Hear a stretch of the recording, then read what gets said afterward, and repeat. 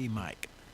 Okay, well, we're calling the meeting to order and acknowledging the fact that we did not have the regularly scheduled meeting last month due to lack of a quorum. And we had a couple members of the public here to talk about something or other, and I don't see them this week. Chris, do you have any input on that? They were here to talk about one of the items that we had listed in the agenda packet last meeting date, and it's been slightly changed, so there was no reason for them to come. It was regarding the master fee schedule updates. Mm-hmm. So we'll get into that, but yeah, there was no reason for them to come to this one because we made some Okay, but they expressed their interest to you and their points to you? They were concerned that we were going to start charging the nonprofits, groups, and organizations that use the marina, as they were one of them. They were from the Dragon Boat Club. Oh, right. And since we're not doing that, we've removed that from the schedule. They're fine. Everything's status quo with them. Okay, thank you. It looks like we have a quorum present. Is that correct? Yes. Okay. And we welcome again Grant Nienhaus, who's here, representing the student body of the high school. So, yep. Welcome. And this time you actually get to participate if you want to, rather than showing up and being all dressed up and no place to go. The next item of business is approval of the minutes from the last meeting, which would have been in what month? November? No, October? October, yeah. Yeah. Do I have a... I'll move that we accept the minutes as submitted. Okay. Do we have a second for that motion? Second. It's been moved and seconded that we accept the minutes as submitted. All those in favor say aye. Aye. Opposed, nay.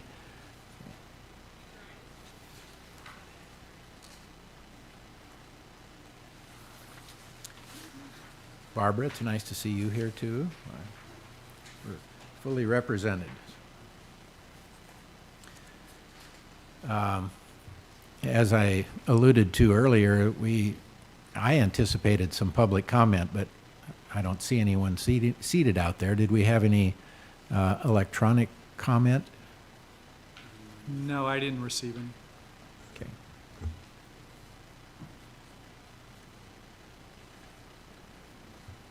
We'll move right along to the master fee schedule. You want to walk us through that, Chris? Sure. So this item is an item that comes up periodically, almost annually, where we go through the master fee schedule and we just kind of tighten things up. We look at the charges we have. Are they working out good? Are there any typos in there? Are there any changes we want to make? Anything like that. When this originally came out, it had some language in it that we were going to start charging organizations, groups, nonprofits for space they use in the marina. This would largely have been Oak Harbor Youth Sailing, the Dragon Boat Club, any of those types of group that use moorage or storage within the marina. Last month, Brian and I made a presentation to the City Council, as part of the master fee schedule, and this specific charge came into question. Ironically, they had brought it into question why we weren't charging at a previous meeting, and then when we put it in, a comment was made that with all the struggles we're having with the marina, we need to figure out ways to attract clubs, organizations, groups, those sorts of things, events, and maybe charging these people for space used, charging the hydros for the space they use or staff time they use, or charging youth sailing for moorage, or charging the Dragon Boat Club for the shed they have and the moorage they have. They actually pay for their shed. This isn't the right time to do that. Does that mean that we'll never do that? No, it doesn't mean that. It's more of a reprieve for the time being. In all reality, a quick little analysis we did, the marina is gifting away about $44,000 a year in moorage and storage. So as we move forward, that's quite a bit of money to the marina. We have to keep that in mind, and maybe next year we revisit it, or the year after, or the year after, or the year after. But we have to look at those things, I think, as we move forward with trying to finance these big events. They're not going to pay for the whole thing, but it's just a little piece of the iceberg that we need to get, just another revenue stream. So within this master fee schedule, there's really not any earth-shattering changes in here. We made a change to the electrical charges. Instead of taking it out to the fourth place, we're going to make it 17 and 18 cents, and that's just for the ease of DACA and making it easier for us to calculate it and figure it out. We also made a few typo changes. We had seen where there were some typos. We added some information about early termination from a contract. We occasionally have people that get a slip elsewhere. They're near the end of their contract. They want to get out of it. Of course, we want to work with people as much as we can. So we added some fees regarding that, some late fee text, and then some information and text about, staff time used for moving boats, towing boats, that sort of thing, referring to the master fee schedule, coupled with some language regarding staff call-in on holidays and overtime when they have to come in. We never have these, I shouldn't say never, it's rare that we have these sinking events or issues where we're really needed down there during the business hours. It's always 3 o'clock in the morning when it's raining sideways and about 38 degrees out. So we've always come in and just charged regular rates for that. Our current rate is about $120 an hour, but we pay our staff time and a half, and if it's in a holiday, it's 2 times.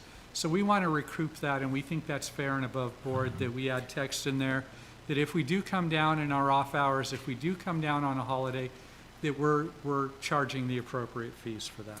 So that appears in the red letter changes? Yeah, it's the very last item before the charge. It says holiday 1.5 times the hourly rate, call-in hourly rate, 2 hour minimum. So it shows that there. So. Okay. Just an editorial comment, I would really like to see these fee schedules in larger fonts, if we could do that. Yeah. I left my microscope at home, and so We'll send out magnifying glasses. a little bit of a challenge. So that's largely the changes in there. As you scroll through the schedules, you'll see where we had some date typos and stuff like that. But nothing earth-shattering, nothing that was initially indicated in there. But again, that doesn't mean we won't revisit that in coming years. I will tell you that we did meet with Oak Harbor Youth Sailing, and they reminded us of the value that they give us. We also came to an agreement that on events where we don't have staff, they're like a Sunday event, this time of year we're not staffed on Sunday, maybe we'll bring somebody in and they'll cover those charges. And then they also suggested that at the end of their event, they would help do the cleanup and tear down and all that stuff. So it's finding different ways to do things, I think, that we need to explore and working in harmony with these groups that use the marina. So. Yeah, Byron? Yeah, just the only, just one comment I have about that. I think you're being fair to those organizations. However, the one organization that is a bit different is the Hydros, in that they are the only ones that restrict the use of the marina to all of the tenants for a period of several days. And that to me is something that that we either ought to charge for, or we ought to get some compensation in some way for that. Because it's a big imposition in the middle of summertime to lose your access to the marina for an entire weekend or more. Is that event planned for this coming year? It is. I haven't received the dates yet, but it definitely is planned. One of the things we do for hydros is we do charge a spectator rate for the boats that come in there, and we do sell out. Whether they stay for the whole event or they show up, that's on them. But we do charge a 2-night minimum. I want to say it was 1.5 or double time our mortgage rate this year. So that works out well. It's also a really strong community event, a nonprofit, much like youth sailing in the Dragon Boat Club. I understand the inconvenience of coming and going, but we can usually get boats out. Sure, do you get to get out and get back in when you want, or do you have to wait until there's a break in the action or something like that? But I do think you can get out. It's just coordinating with us, coordinating with the racing officials. You can't just come and go freely. No, I agree wholeheartedly with you. You can't do that. But at this point, it is what we have going with them. And I don't know how we could shape the course any differently or the bay any differently. We Well, had that- talked about going east and west at one time. But if they don't make that corner where the breakwater is, that's bad news. And there's be 2 turns at that end I instead of think one. also, Chris, is one thing we've chatted about after hydros in particular is the amount of staff time that goes into Yep. getting them set up out there on FDOC. That was an inordinate amount of time. We saw that the Marina guys, that they were just tied up. I mean, they were just doing everything to help the event, which was great. But, that the hydros they have to compensate the city Right. for that type of event. It sounds to me like that's an agenda item for future discussion, It could be an agenda item for future because discussion. we need to look at a P&L model for that event, including, the transient mortgage rates and the cost of time, staff time and so forth. Because, as we all know, if the staff isn't assisting in some way like that, they're doing something else to the credit of the marina. So, I think we're all jealous of the fact that those people are valuable to the operation of the marina, those people including you. And, we need to take care and get compensated for those kinds of issues. One of the things we have to be super consistent on and super careful of is that if we charge one organization for our time, we have to charge all organizations. And I think if you add it all up between what we do for them and we do for the other organizations, it's pretty similar in time. It's just when you see us do it for the hydros, it's all at once. It's one crunch. It's 2 days versus us hosing off the youth sailing floats or moving the floats or helping with this, helping with that, or even the Dragon Boat Club, the stuff that we do for them. I think that this is just much more visible than what we do for the other clubs, but the time is very similar. Well, I the think. fishing float issue is there as well. You mentioned several items, but that requires staff time as Yeah, as to well. move it from over there to over here to Flintstone. And Yes. feeding the fish and all, whatever else it entails. And So taking up we the ju- parking spaces. Yeah, we just need to look at all those items, all those variables, and make sure that we understand what the costs are. Yeah, we can certainly do that. I just am cautioning you that Yeah, you cannot I know. charge one group and not others for staff time. I understand, but at the same time, I know that the youth sailing occupies a lot of space, but they also move the floats into an otherwise inaccessible area or unused area. Actually, In the the slip winter that we months. give them in the summer, we could rent that out. Yeah. That's true. And even in the winter as well. So that's revenue we're not gaining. Yeah, and maybe some of that is a decision on the part of how we utilize that space. And if it's available, yeah, it ought to be used for moorage. And if it's not available, we need to discuss how to make it available so that, it contributes to the revenue of the cause. Right. We'll certainly, we can bring that back as an agenda item. Yeah, and I would we'll like write to see up. it brought back as an agenda item, because I think hydros is a unique event. And I think there's, it's not like the youth sailing, and it's not like the dragon boats. It's a unique event unto itself. And I think it has areas where we could monetize the staff's time there and actually give them a bill. I really do. I do believe that to be the case. So I would like to see that go on the agenda, Chris, at some later time, and figure out when when they want to do it and what their requirements are again, or what they're asking of the marina. I think that hydros could do more to support their own event. I experienced it for the first time this year. I hadn't been. And I experienced it as a volunteer going out with youth sailing boats and helping clear logs and just being there. And I think they had a lot of turnover and they were struggling to find volunteers, but they had very few, and it didn't seem like it was sufficient to operate the event, and it wasn't sufficient to take care of their own situation and also guide other boats around. And that's where the marina had to step in. So whether they're supporting the marina financially to do the work or doing a better job of finding their own volunteers, including it could be youth sailing boats and volunteers, that's something that we're interested in doing. But yeah, they had just a few of their own people out on the water the whole time, and that seemed problematic. Okay, thank you. Any other comments on that topic? Or?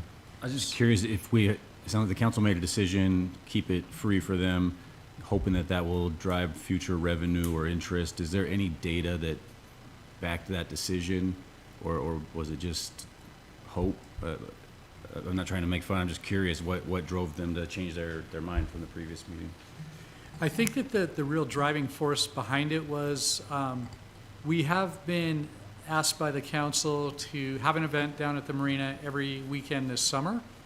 And if we're charging people to have events down there in the summer, how many people are going to want to have events? Whether they're sponsored by the city, the marina, or individuals or groups or what have you. So as we look at that and we're charging people, why not just open it up and attract attention to the marina through having events?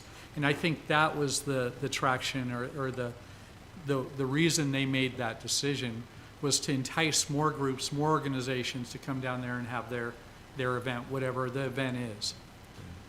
I can say that what we estimated for Oak Harbor youth sailing would be, if we were paying full rates for everything that we utilize right now, that would be about $20,000 a year. If that was implemented, that number would rapidly drop. We would reduce our footprint, reduce our impact on the marina. So even though the estimated right now loss of revenue is $40,000, I think that's just a drop in the bucket, and I think it would become less as soon as it was implemented. Yeah, thank you. Sure.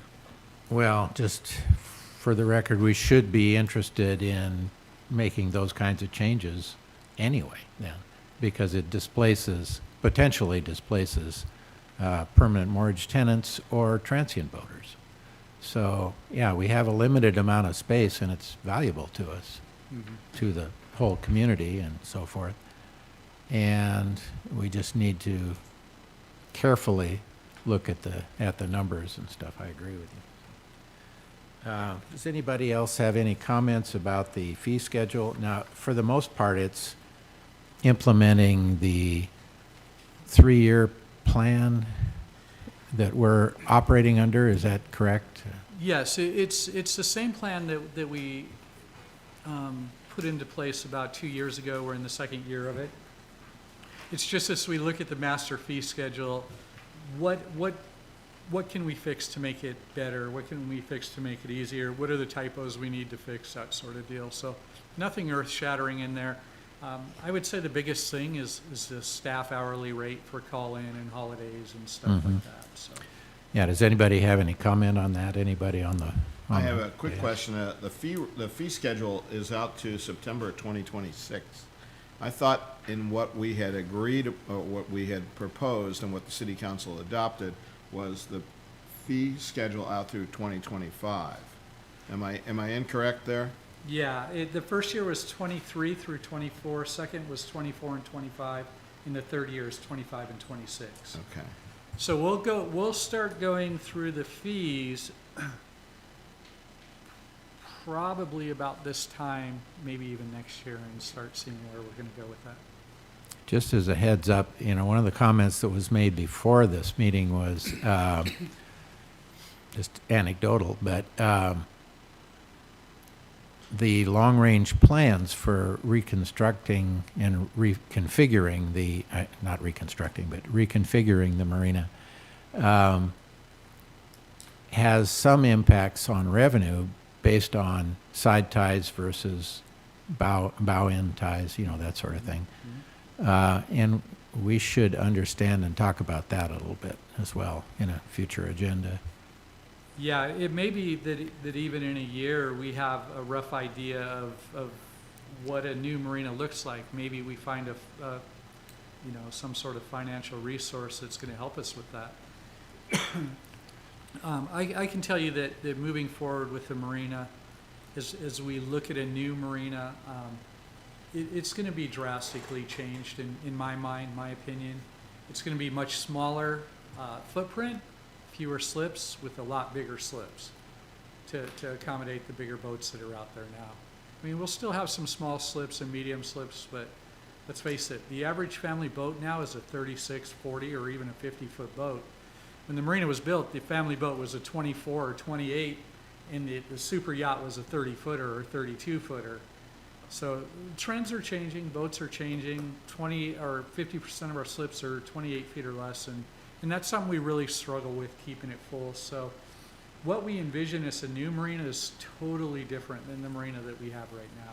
Whether it's a lot of side tie, bow in, angle ties, whatever, we just have to utilize the space we have and make the best of it.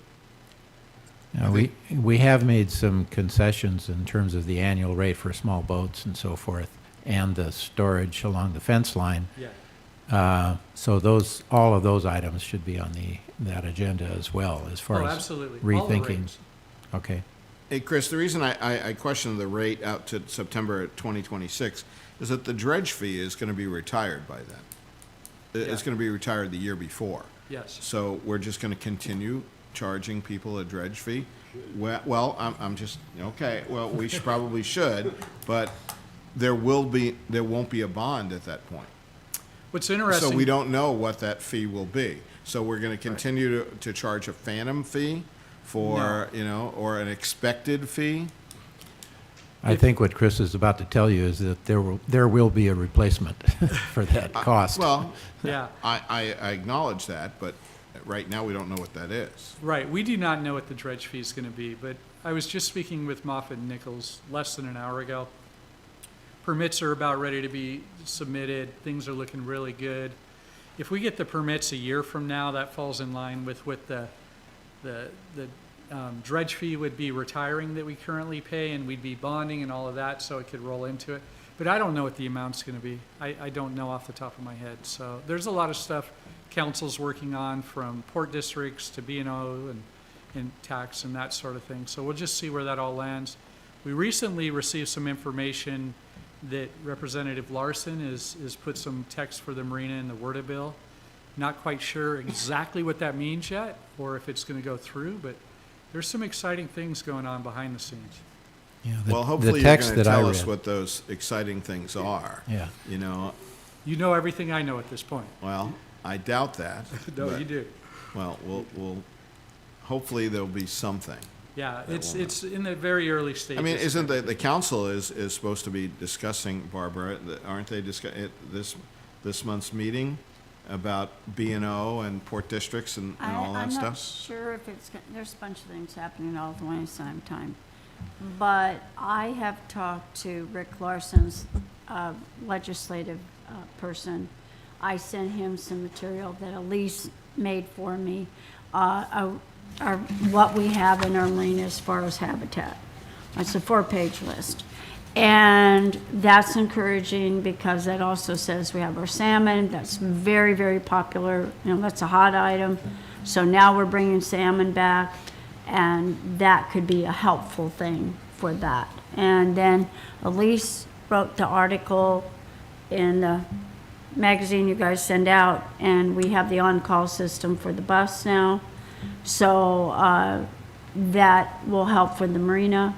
Hopefully people will say, oh, I don't have to be stuck at my boat. Maybe we'll get somebody. So there are a bunch of other things. And I know they're going back to DC, and the marina is going to be the hot item. So Do you know what the ask will be? I have no idea, but I'm sure it's going to be plenty. I don't think that they've identified all that. They certainly haven't shared it with me, so I don't know what the ask will be.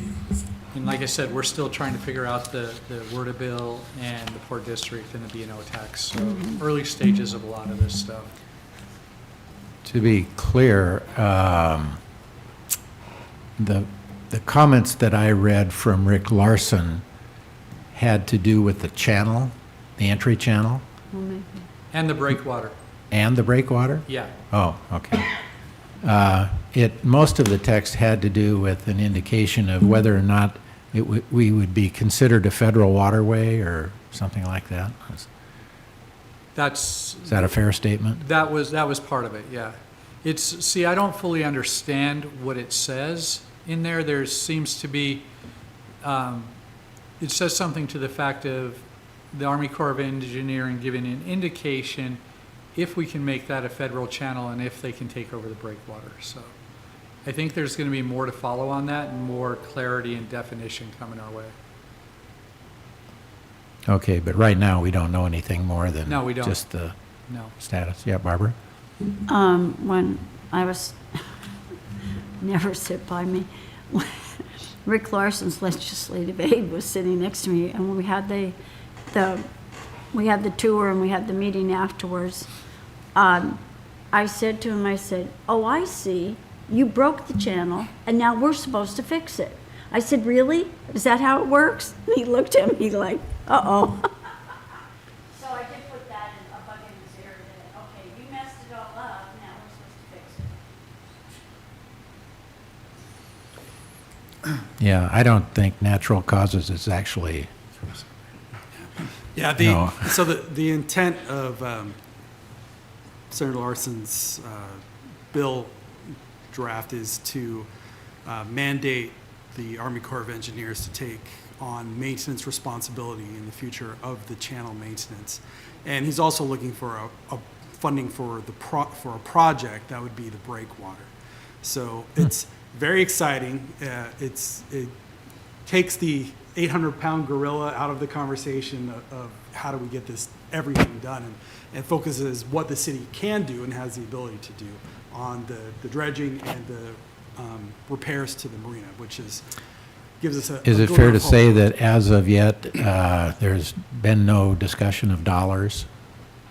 Not yet. Like Chris said, it's early in the process, but that's the intent, and I'm sure that a budgetary number will be included in the bill as they develop it. So,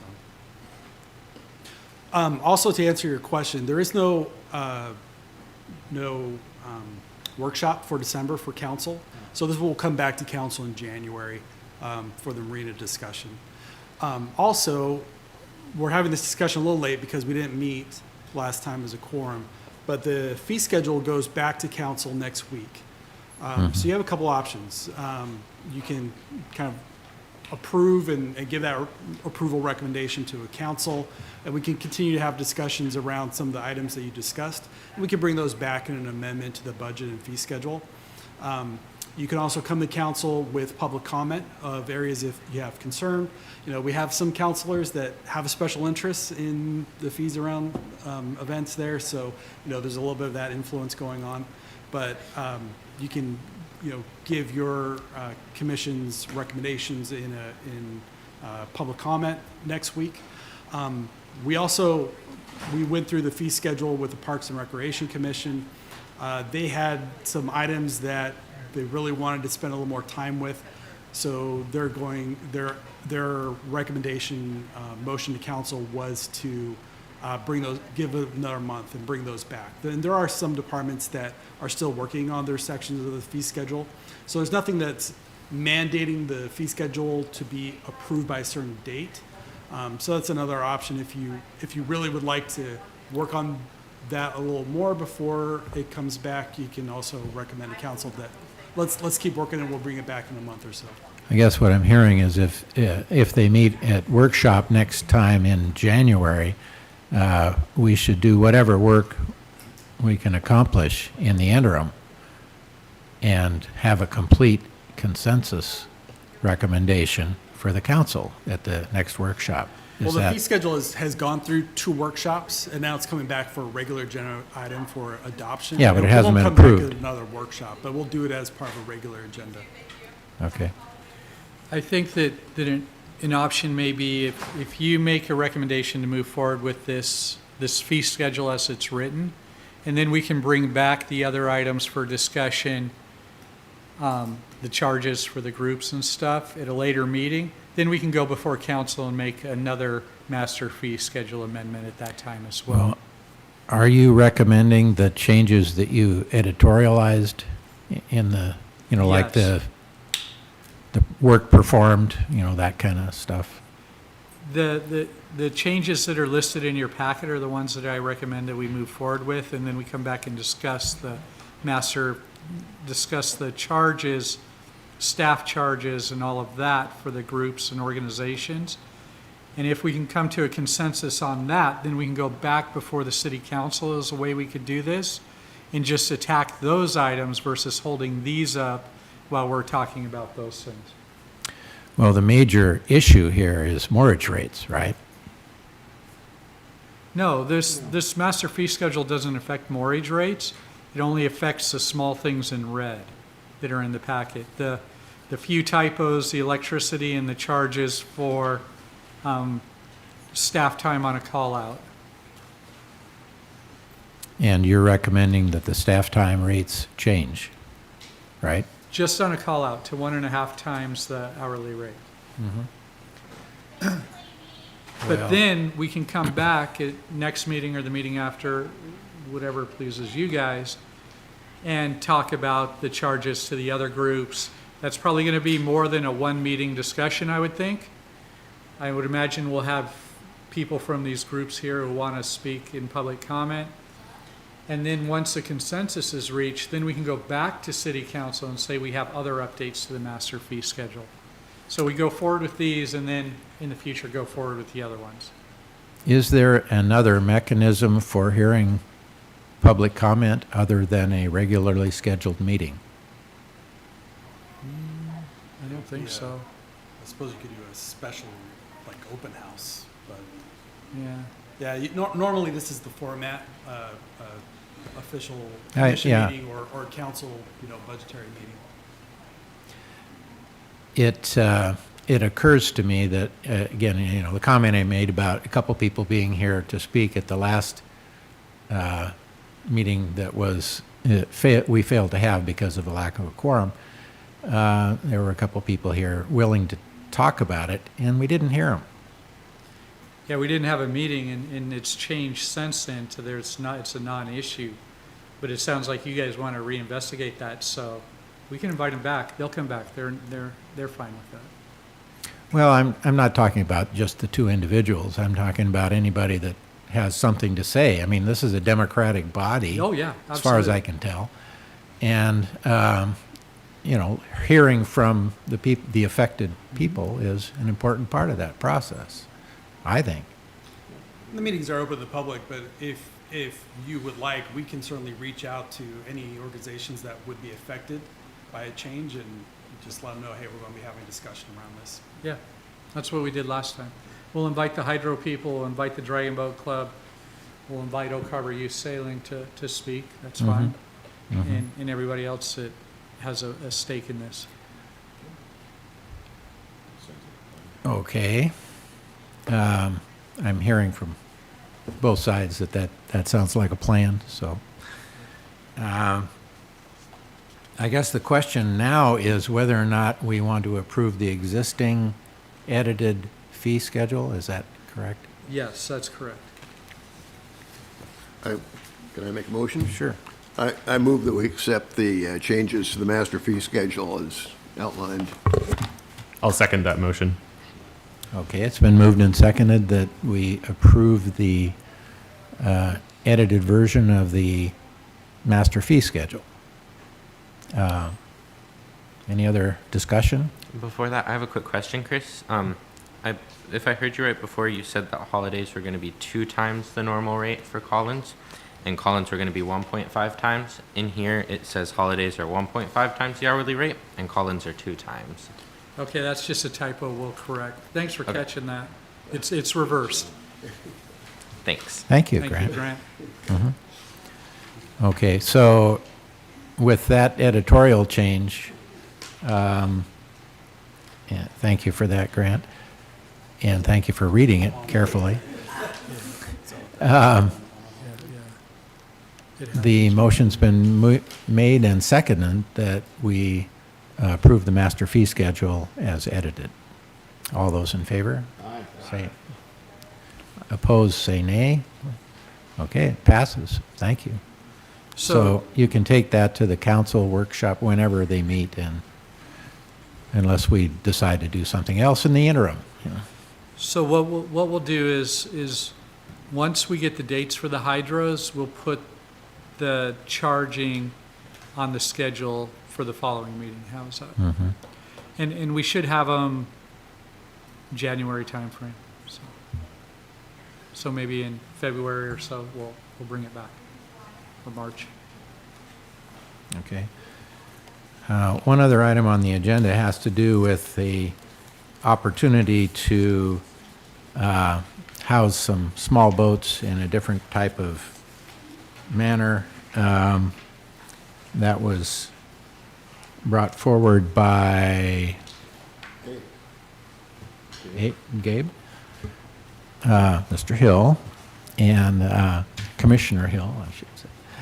And if you could describe what your interest is and what the proposal is, that would be helpful. Yeah, absolutely. So, in my experience here in Oak Harbor, and then different experiences I've had in Anacortes and Bellingham, both of those places have spaces similar to this. They're operated usually by community groups, not the marinas themselves, but the function is to provide a space for small boats to be stored at the marina, opening up use of the marina to other people other than people who have boats in the water. Currently in Oak Harbor, people have a lot of difficulty, I think, with getting small boats out onto the water. If they want to go kayaking, they have to store it at their house, they have to load it onto their roof, drive it down, unload it, take it down the ramp, all of that. Or launch somewhere else.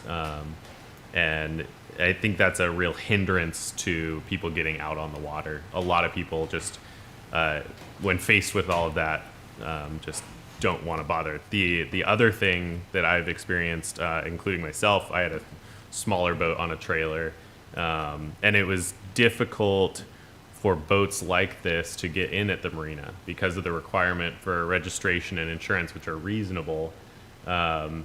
Those things don't really apply to kayaks and small sailboats. They're commonly not registered, commonly not insured. So having a different space that you could have more flexibility with, so that people can get those kinds of boats in and not take up a whole parking spot. And I think it would be an opportunity for some real revenue for the marina while increasing use of the marina, not putting up barriers, but actually taking them down. So I came up with this model of what that could look like in, if you can imagine one of the spaces on the end of the storage buildings. It's 6 of the long spots, or maybe 8. This would fit in that space and provide, you can see quite a few more spots for boats that could be at the marina. Okay. I did some assumptions based off of pricing I've seen at other places, and what we charge for here in Oak Harbor for a regular parking spot, and kind of the length and size of boats I'm familiar with. But I imagine it could look very different from this.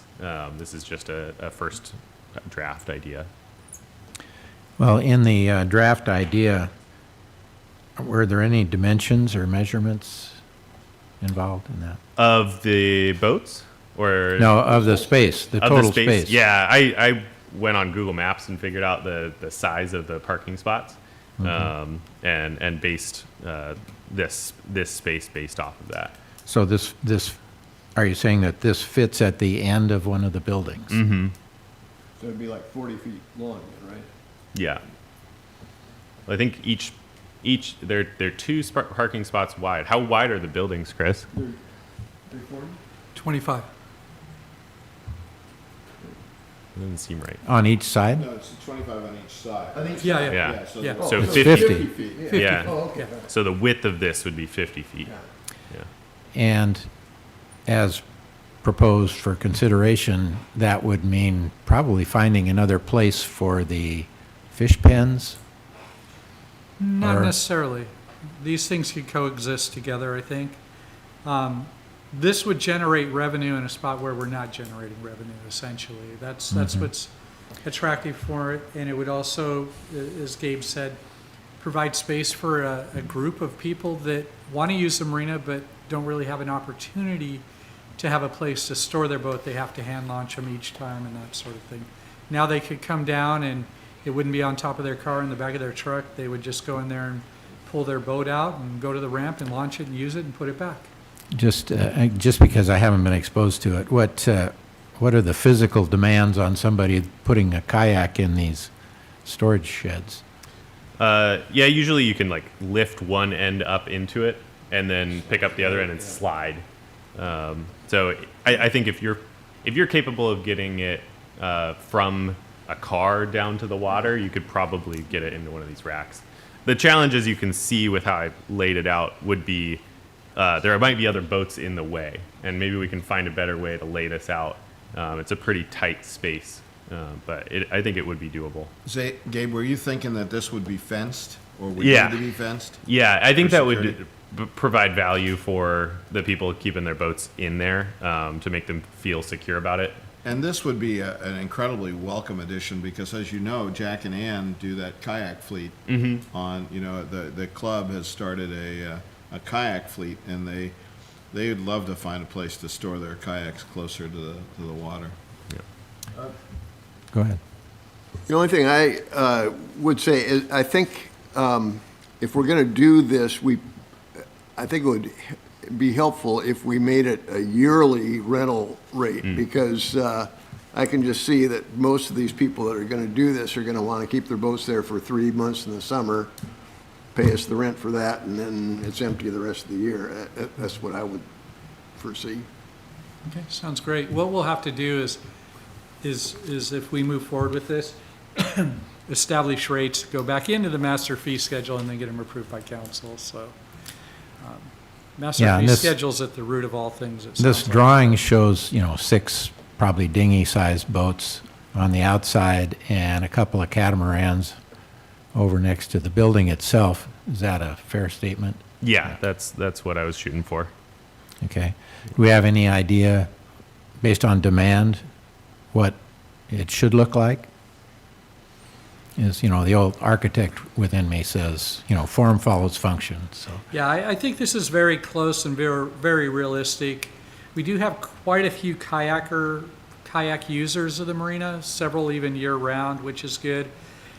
In our time there, we've had maybe 2 catamarans, maybe 3 that have been stored at the marina. I know there's one family that has one that would love this concept. And then as far as the dinghies go, there's dinghies all over the place. So I think that this is very accurate and very realistic for our demand. I've had organizations that like rent kayaks and are looking for kayak storage spaces in like Windjammer Park and things like that approach us, and we've not approved anything like that before. I think they'd probably be interested in something like this as well. Just again, something for the record that I was thinking about was that space utilization is, something that we all need to be concerned about often. And some of the spaces currently in the city park area, grassed area, might lend themselves to this kind of concept too. I just don't want to foreclose those ideas in the early stages and say, well, we're going to put it at the end of one of the buildings, end of subject, that kind of thing. Because there are other spaces down there that are not being utilized by the general public and or by the marine public. One of the really neat things about this concept is it's one of those things that if it doesn't work out, we can take it down and get rid of it. You know, the fence, I imagine, we're gonna be putting, you know, down into the cement, so the poles are there, so those are easy to get out. The kayak storage is a bit of a mystery right now, but maybe if it doesn't work at the marina, it can be used in one of the parks or something. You know, only time will tell. But I think it'll be fairly attractive, and I wouldn't be surprised if we started with one and had more than one when all's said and done. I would suggest also that this might be a catalyst to get some additional space from the Navy. I think that's a great conversation starter right there. Yeah, because, you know, there are lots and lots of people that utilize those kinds of vessels, and it's not just civilians. No, I agree. So I have a quick question. I think it's a great idea. You mentioned like Anacortes and Bellingham and how it's managed by outside organizations. What do you mean by that? Well, in Anacortes, it's managed by the Anacortes Waterfront Alliance, which is a nonprofit similar to Oak Harbor Youth Sailing, but a little bit more expansive. And then in Bellingham, it's managed by the Community Boating Center, which is similar. So they are independent from the city government, and then they rent a space, and then they rent out the space within that space. So are you thinking that that would be the model here, or we would do away with that and manage it at the marina? I think it makes sense to manage it at the marina, if the marina is open to that. They already have a system for renting out space. It's just different types of space. Yeah. You think, Chris, do you think that would be compatible with DACWA or? I do think it'd be compatible and something that we could have added into the I software. mean, without has that been question. addressed at any point with DACWA? No, but it's not too far different than our parking storage, and they're able to accommodate that in our storage shed. So very similar operation. I have a question for Gabe. Gabe, the ones that you've seen, is anybody utilizing a facility like this to run a business out of it?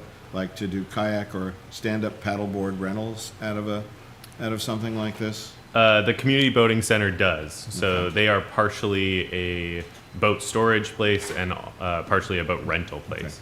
But they're bigger than this footprint, but still pretty small. Yeah. Because there's always people trying to rent stand-up paddleboards and rent kayaks hanging around the marina and around the parking lot. It'll be a good opportunity for them. What's been your experience? Do you hear from people that say, gee, you know, I want to access the waterfront with my stand-up paddleboard, and I can't for some reason? I can't envision that happening, but could. I don't hear so much people can't access the water, but the question is, do you have a place where I can put this? Do you have a storage facility where I can leave this so I'm not hauling it down here and back and forth all the time? That's more the question, and I think that's what this addresses mainly. Especially for the apartment dwellers and all that, right? They're gonna get a Sure. storage unit, or- Yeah, if you drive around town at all, you see all kinds of weird things out on decks and lanais and so forth. Yeah, and I even feel like this would be something, I know that a couple of my teachers like paddleboard and stuff, and they always have them on top of their car. Or like if you have a small dinghy, you got to either put it on top of your car or tow it. And this could be something that we're like, instead of doing that, you would have it here, and then it would allow you to like use it more easily and often, which I feel like could be beneficial, getting people involved in the marina and having more people always go there. Because if it's like, oh, I gotta think about it, I gotta like put it on top of my car, tow it behind the car, where this is something that it would be like it's just there and you could use it easily. Yep. Okay, the question is always, where do we go from here? I mean, you know, to bring all the ideas together and do some brainstorming and so forth, would that be appropriate in this venue or something else? So we put this on the agenda just to get a feeling is how the MAC felt about it, and I can see that you guys feel really good about it. I think the next step is to do a construction cost analysis. What's it going to cost us for the dinghy racks, or are they something, or the kayak racks? Is it something that we buy, something we make? So some more research on that. The fencing's pretty straightforward, you know, but we can figure out how much chain link fence is per foot. I see most of this being done in-house with staff. in this time of year where it's a little bit slower down there, this would be a great project for that. But just finalizing this idea in this format, putting some prices together, then bringing it back to the MAC and saying, what do you think about this? Do you think it's still a good idea, or do you think that's too expensive? Or will we generate enough revenue off of it? That sort of thing to at least cover the cost of it. So this is just an introductory. Yeah. Is there any sense of, this is a two-tiered facility, is there any sense about height restrictions? I mean, could you go 3 stories on something like this, or would it be impossible to deal with that? The one at the community boating center in Bellingham is 3 levels for the kayaks. The third level, the bottom of the third level, so where you'd have to get the kayak up to, is probably about shoulder height. And that seems appropriate for most kayaks to get in and out of. This is just, yeah. Okay, so we should put this on the agenda for future discussion, is that? Yeah, this will be something we'll bring back to you in a meeting or two. It'll take Okay. a little while to put all these numbers together. Okay. I think it would be good to do a survey of the community. I don't know how we would get it out to the right people, but figuring out what types of boats people would want to put into a space like this. Is it kayaks? Is it small sailing dinghies? Is it canoes? Understanding that will make it successful instead of building a bunch of kayak racks and then they're only half full. There are ways that the city can put information out to the public and do a survey. I think that's a great idea. There is or has been a survey for public safety issues, I believe, because I saw a hard copy of it. And seems like something like that would be an outreach for the marina, as well as creating interest by, with a more diverse audience as far as how to utilize the marina. And I would think that the city council would support that as well in terms of, getting more people down to the marina to experience the water and, Yep, all that. this is part of that plan, for sure. Okay? So that's on the agenda, on a future agenda? Is that what you're Yes. saying? Yes, we'll do a construction cost analysis Okay. and then come back to you with those numbers compared to the revenue. Okay. General update. Do you have some? So Thanks, general Dan. update on the marina. We're starting to feel the effects of the rumors of the marina closing. We've had a number of tenants come to us and say, hey, I've found a slip here, I found a slip there. I want to terminate my mortgage and head in that direction. So as of right now, everything's a rumor. Nothing is set in stone. In fact, it's quite the opposite. We are looking for ways and pursuing ways to keep the marina open. It's in the best interest of everybody involved to keep the marina open, from the shop owner to the city to the user to the casual walker down there. People enjoy the marina and people use the marina. And I think that I just want to do some rumor control and say the marina is not closing. It's open, it's safe, the public can come down there. And for our tenants, we're not closing today, tomorrow, or the next day, or even the next year. Just stay with us, bear with us a little longer as we work through this. Staff is super busy this time of year. It's kind of unique in the marina business. In the summer, we're all, in boating season, we're all about customer service and helping people, and it's more important that we do that than do the projects and the tasks we're working on. This time of year, there's fewer people down there, and the staff is working on projects, and they're super busy. They've been busy winterizing the marina. We've had a very mild November and December so far, but we know something's going to come our way eventually. They've been working on E-Dock in the last windstorm. We had some damage at the end of E-Dock and some more damage on the breakwater. So they're fixing the end of E-Dock, which is good. There's not much that we can really do on the breakwater. However, Duncan did come up with an idea on how to brace it up, and we're running those ideas through Moffett Nickel right now. So we'll see if they think it's a good engineering idea or a bad engineering idea. In talking to them today, they're still looking at it and figuring it out. a lot of the factor and a lot of the ways that you would think we could brace the breakwater from the inside are difficult because that concrete is not regular concrete. It's softer and it's thinner, so we can't put a lot of pressure on that concrete. So we've got to kind of work with them and see what we can do. And again, the dredge permits are very close to being submitted. As we move towards the holidays, you can expect that staff is going to be taking some time off. We'll be open our normal hours and stuff, but there may not be as many people there. And we're also going to be closed on Christmas Day and New Year's Day as well. So it's busy. It's busy down there with projects. It's busy down there with storm control, and it's busy in planning for this summer. So really, Is someone that's- available at all hours, operational hours, at the fuel dock? Yes, yes. There's always at least one person on. And in answer to your first question, yes, somebody is available at all hours of the day. My phone is right by my bed, and ICOM has called me before, so many times. So yes, to both of those. Twice their hourly rate. Yeah, it wasn't like that before, though. Is there an employee at the fuel dock, like 9 to 5? No. This time of year, what we do is we put up, all of the staff has cell phones, city cell phones. So in the window, we'll put up a sign, call Danny, call Elise, or call the office, and we'll dispatch somebody. And that's kind of how we do it in the summer. The summer is just so busy, it's hard for the person to really get away. So we need to be patient because somebody may have to come from FDOC to provide fuel for someone. Please just don't bring a 1-gallon jerry can for us to Yeah, fill up yeah. if that's the case. That's bad form. Yes. Are we still getting people buying unleaded gasoline at the marina? I actually had a guy today, and years ago we put in the 5-gallon minimum, and that's what we do if they're close to that. That's great. We also remind them that in that case, the country store, the farmer store, sells a non-ethanol gas as well. The difference is ours is 89 and theirs is 87 octane. So, it's just what you want to put in your machine. The outboards Can we need the higher- change that? Can they change that?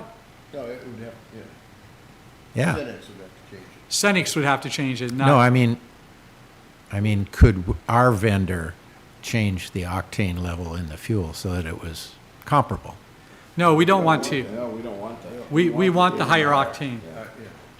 The outboards, the modern outboard requires a higher octane than you get at most Okay. places.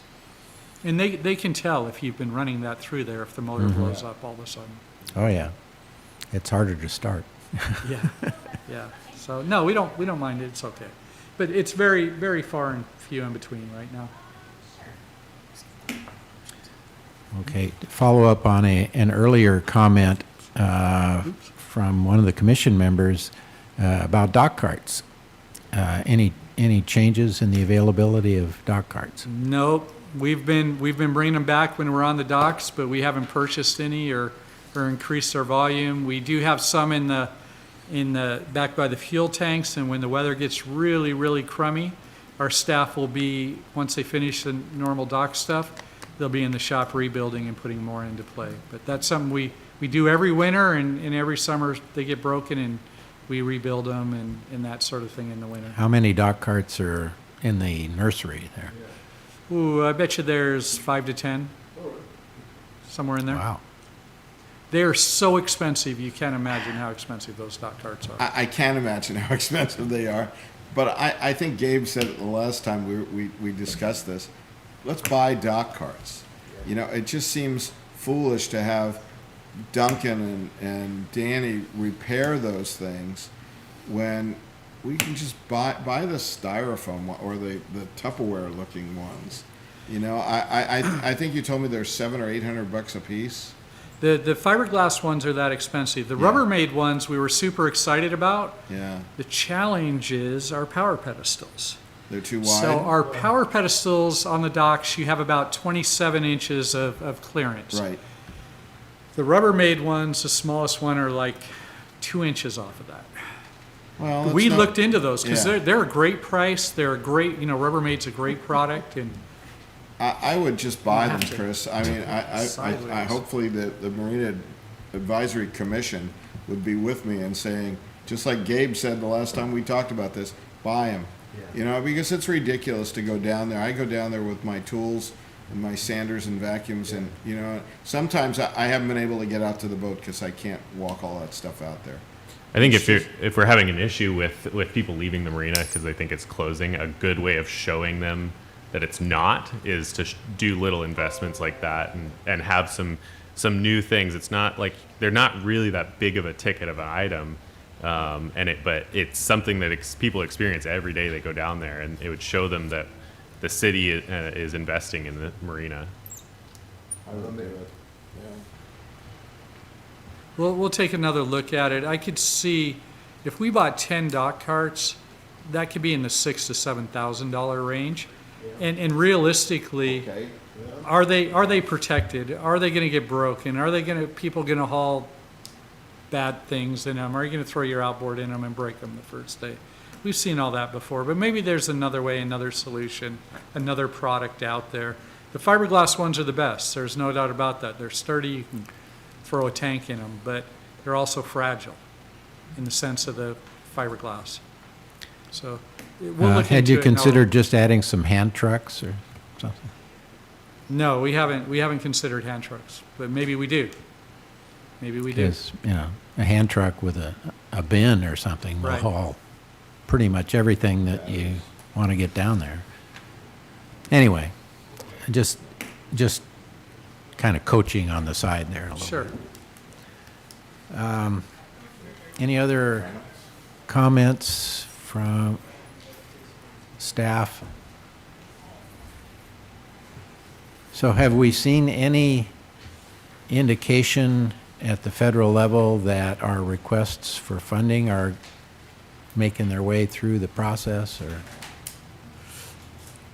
for either dredging or the marina or the breakwater or anything like Yeah, that? so I think this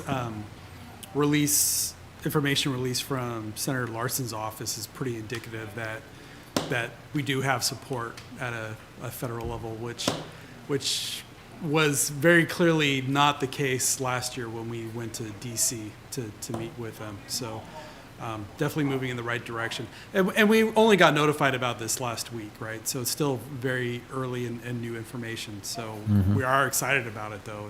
Brian, do we know how much Congressman Larson, you know, or what specifically he's asking for? Not yet, not yet. I promise we will let you guys know as we get more information. Chris, do we even have any good estimates of what dredging and the fixing of the breakwater will cost? As far as the dredging goes, do you mean dredging the marina or dredging the channel? Dredging the marina. We have that number has really been narrowed down to about $11 million roughly to dredge the marina. And the breakwater, to fix the breakwater, is roughly $2 million. Still analyzing that and looking at that. And what does that fix look like? Is it fixing the storm damage we have, or is it replacing all the rods, all the brackets, all of that stuff? So there's two separate issues with the fix: the stormwater damage, and then fixing the breakwater in general, rebuilding it essentially. Yeah, I think we would all agree that adding some sort of a earthen-filled breakwater would be the answer to a lot of our problems. I don't disagree with you. How about comments from the commission? Anything else? Byron?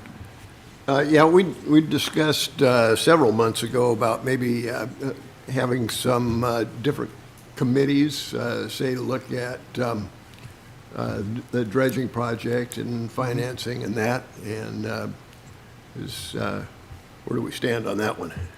I actually have those memos all written up. I just haven't been able to squeeze them into the agenda. If you want to make that a priority, I can put that on the next agenda as the first item. I would like to make that a priority. Okay, we can certainly do that. Chris, a couple of months ago, I gave you some photographs of those ELCI power pedestals. Yes. Did you ever look into what those things cost, or how hard it would be to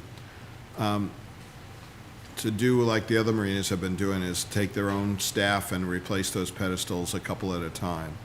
I did glance into them. I didn't spend a whole lot of time on it yet because I've kind of been waiting to see what the redevelopment of the marina Yeah. is. But if that's going to drag on, then maybe we can get those pedestals and use them as we rebuild the marina. Yeah, I think- repurpose them. I think that would be a great idea, because there's more and more interest now on how much electricity is going into the water, and the ELCI breaker panels will really limit that, make it much safer for anyone who's in the water around the boats, and it makes your boat better if you can plug into an ELCI breaker. Yeah, I vaguely remember one of our tenants who went and used one of those and had a problem with, they found out, they thought they had a perfect boat, and come to find out, they popped the breaker, and the marina just says, I'm sorry, it's your boat, not And us. more and more places now have ELCI breakers. At Paulsbo, they've gone so far as all the breakers now in Paulsbo are like that. And if you pop the breaker, and if you can't plug into their power and you still want shore power, they roll out an isolation transformer for you. They charge you $15 for it. Yep. But they roll it out, and it's chained to the power pedestal, and that gets you power. All of Everett now is going to ELCI breakers. Friday Harbor has got a plan to do it. Rosario, all those are ELCI. It's only a matter of time before it's mandated, so we might as well get ahead of it. Yeah, I think it's mandated in the sense of a certain amount or a certain percentage of electrical upgrade that you do, that you have to put those in. But you're right, it's going to come to a point where if you do anything to a pedestal, you've got to replace it with one of the new I think so many of our pedestals are just in need of replacement. It'd be really nice to be able to do it with that. Yeah, I agree. Oh, and also, do we have groups for the summer? Have you been in contact with any of the other yacht clubs, or any yacht clubs, about people coming up and doing group reservations? Yes, I believe that we have 3 groups booked so far. We have the Labor Day Festival, that's a huge one. That as soon as it ends, we're booked up for the next year. Right. I believe we have the 4th of July covered, and I think there's one more group just coming in randomly that we have so far. So that's a pretty good start already. Yeah. What's interesting is we're seeing a trend where when I first started working here, we would have lots of yacht clubs come visit us, or groups. But what we're seeing, and this started around COVID, where we're not seeing so many big yacht clubs traveling together, but maybe we're seeing 10 people that are within a yacht club doing a cruise together that's not necessarily yacht club sponsored. Do you see what I'm saying? They're just heading out and they're doing their own thing. So it's a bit of a shift, bit of a transition in how that's working out. But it's been fascinating to watch. We still do get the groups like the ones I've told you about, but it's kind of shifting. It's about 50-50 the way that's working now. Kind of weird. I just had a couple requiring annual commitments out of people. I talked to a few people about that. I wondered if we've looked at that, done the math. That's one. Liveaboards, $100 a month seems super cheap. I don't want to displace people and have them homeless, but it feels like there's an opportunity there to possibly, I talked to you and you said there's expenses there, but if it was $1,000 extra on top of their slip fee, is that enough? And could we fill up more of those 28-foot things? Maybe that's not people we want in there. And then one last thing, you mentioned going smaller on the rebuild, and I'm just curious, this may be for a future meeting, but the thinking there, dredging the marina, is there a one-to-one relationship with, I would think going bigger, we'd want to have more room for bigger boats without displacing all the 28-footers that use it all summer long, and there's a whole bunch of stuff there, sorry. So in answer to your question about going smaller with the marina, I'm talking smaller in the number of slips. Where we'll have bigger slips, maybe a similar footprint. We have to stay within the footprint that we're in now. We can't go out of there without a big DNR negotiation, and I don't know that they would grant us that. So instead of having 400 slips, maybe we're at 200, 220, 250, somewhere in there, but in a similar footprint with much bigger slips. Okay. So that's kind of what I mean when I say smaller. As far as the annual contracts go, that's an interesting concept. Truthfully, that's not one I had thought of. And biannual, what we're saying is requiring every tenant in the Oak Harbor Marina to sign an annual contract. That is kind of a cutting edge thought. And it's a little different than I perceived annual contracts, but it's not a bad idea, and it's something worth looking into.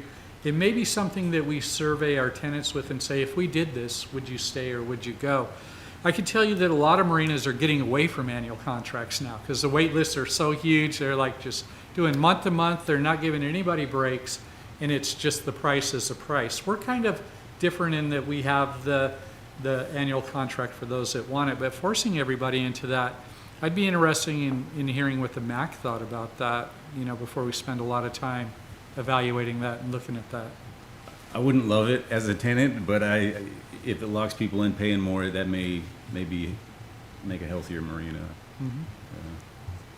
Well, I've always wondered, I get really frustrated with when we have a small boat contract, and then on top of that, if you want to rent your slip year-round, you have to pay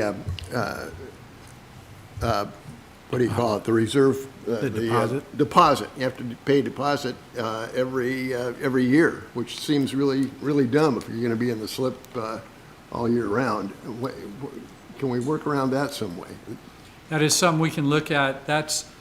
We can look into that. We've come a long way in the ways that we do things with DACWA, and that's one of the things that Stephanie's been looking at and trying to figure out, how can we not do that? One of the neat things that we did is, as the summer contracts ended, we looked at how we could not charge the winter, or as the winter contract ended, we looked at how we could not charge the summer contract deposit rate. Yeah. We haven't found a great solution on that, but we're still working towards that. But going back to the annual, forcing everybody into the annual, what does the MAC think of that idea? Any thoughts? I think this would be a place where you could do a certain boat length, because people, I think, with smaller boats generally tend to pull them out of the water.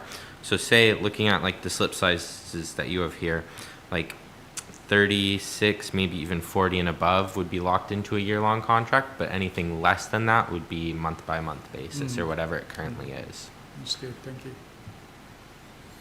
Yeah, it seems like a reasonable approach. Okay. And then the last thing you had was liveaboards. So the Oak Harbor, all marinas are allowed essentially 10% of their total population, total slip size for liveaboards. So in our case, we could have 40 of them. And in fact, we've been to 40 before. We found that our comfort zone 40 was too much. That definitely was way too many, overwhelmed the marina, overwhelmed the staff. And we dropped down to around 30, 25, and that was a solid number.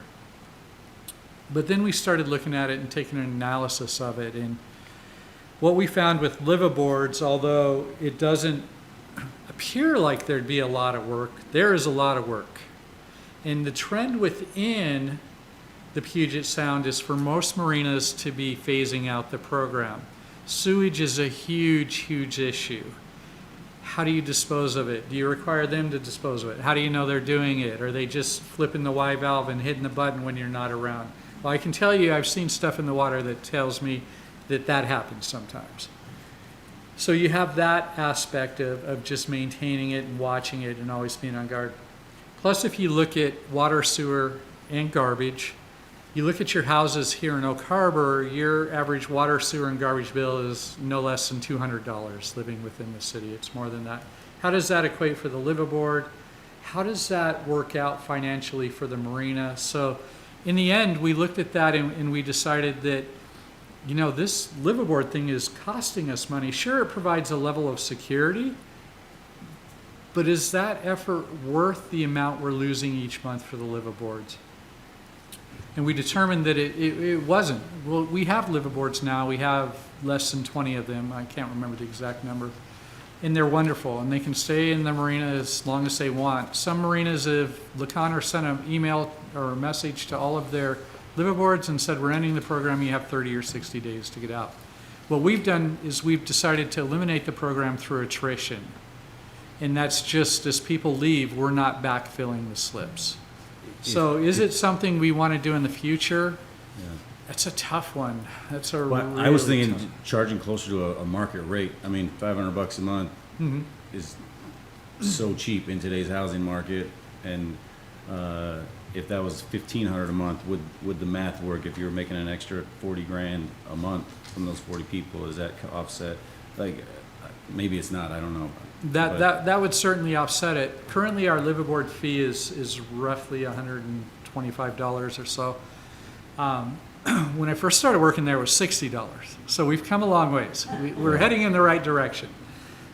But it's still not enough to cover the expenses. If we get up into that range where we're spending a lot of time, and even with the ones we have, we do spend some time with them, each and every one of them, and there are expenses.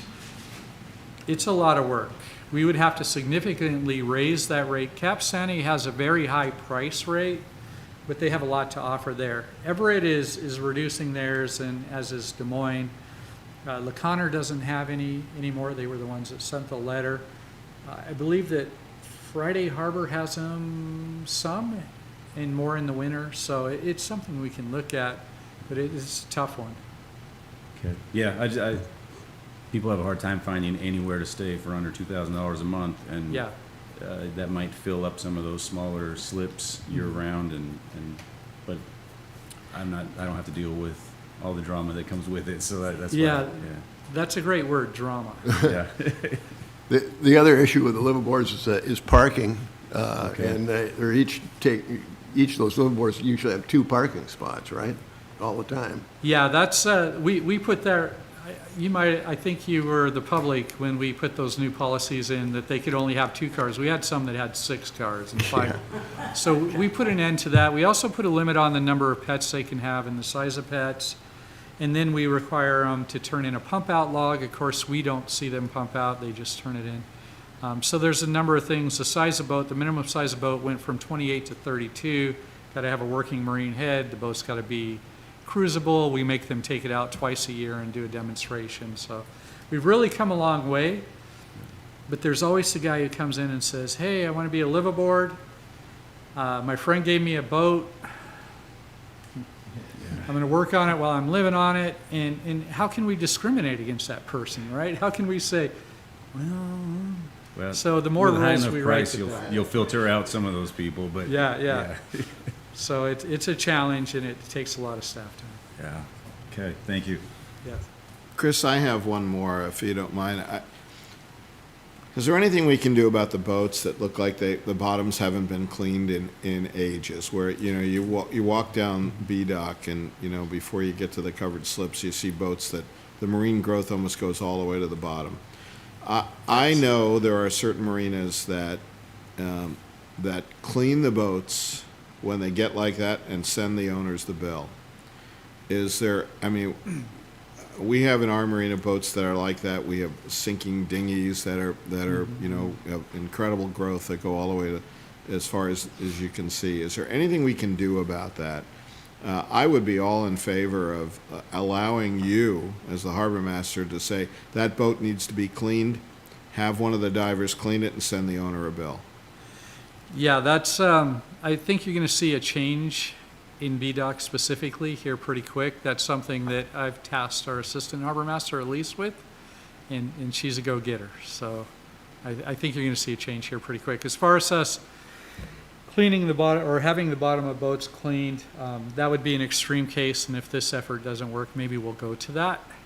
Yeah. It's better for the marina, if we can keep the bottoms of those boats. The weight pulls the boat down. The weight creates blisters and all kinds of things that water intrusion could happen rather fast if they get to that point. She's going to be contacting these people with these boats that don't look so good, asking them to wash them, clean the bottom, that sort of deal, sending them letters, and we'll see where it goes based on their response. And Maybe they're tenants and maybe they're not. Is that a requirement? Yes, your boat needs to be in a certain working order, and with all that growth and all of that, it's not. It's obviously not. You mentioned list. Is it my imagination, or since we put the race in for the new electrical, is the main walkway dock listing from the weight of that electrical supply? Is that part of the deal? It is listing a little bit. It always listed some, but it's listing more. That cable weighs 10 pounds per foot. There's 2 cables. It's 500 feet. So yes, that's a lot of weight on there, but we're still not, I still don't want to put it back in the water. That just is not a great solution in my mind. And I don't know, if it's not on the dock, we can't, I don't know what the next solution is. It's too big to fit through the docks. We have chases, but they're full, and even if it wasn't full, it's about 3/4 of an inch too small for those big cables to fit through. What about more flotation on that side of the dock? That is something that we may be able to do. It would be a ton of flotation. What I'd rather do is have the whalers rebuilt, take off the stuff that we're not using on that side of the dock, and I think that would significantly help it. That's also, the original list was created by the fire main, believe it or not, that was put in after the marina was built. So it is something that, it drives me nuts to walk that way, but I think it's the best solution for now. Any other comments from the commission? I have just one. I didn't realize until I joined the board that the marina was helping out a lot of these organizations, the Heroes, Youth Sailing. And while we were talking about it, I went to every one of those websites and not one of them mentions it. If part of everything we're doing is to draw attention to the marina, putting that out there might be worthwhile. I agree. We've always had a thing at youth sailing before, when I was involved in it, that in all of our literature, we mentioned the city of Oak Harbor as being a sponsor. We didn't specifically say marina, we said the city of Oak Harbor. I don't know, maybe that's fallen, maybe it's fallen by the wayside now, but I know that was a big deal. We would always mention the city of Oak Harbor. I don't know if it says that on there. Maybe Gabe can address that. Maybe he knows. Yeah, I'll definitely look into that. I'm not pointing you out. Yeah, no. Draw the sponsors and not even see it. Now, I have on the mobile version. Yeah. We can send them our logos and ask them to put it on there. That's a great idea. The idea is to attract people.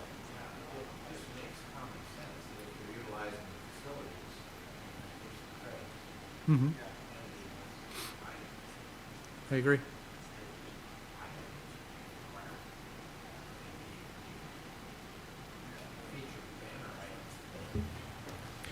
Yeah. Whatever the activity is being. Make sure you use the microphone. Microphone? Yeah, whatever the entity is, should be acknowledging the city's contribution to that. And that would go hand in hand with the, from what I understand, the council's discussion about making sure that people understand the benefits of having a marina and having access to the water.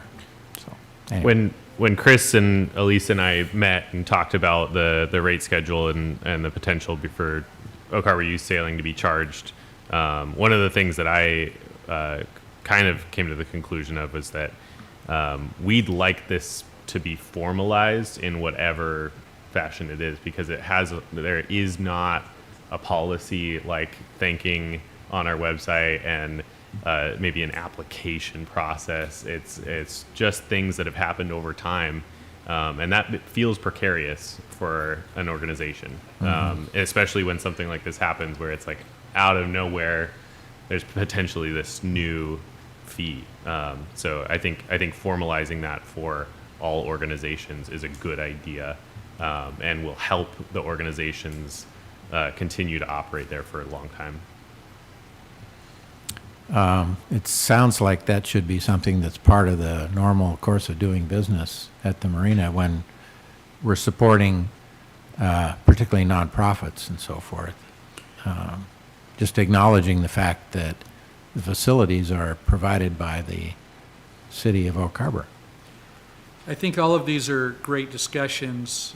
Mr. Scooby brought up the fact of the individual subgroups within that, and I'm seeing 2 or 3 come out of just a meeting today. So that's something that a subgroup could work on. So is the dinghy storage and those sort of things. So I think it's good.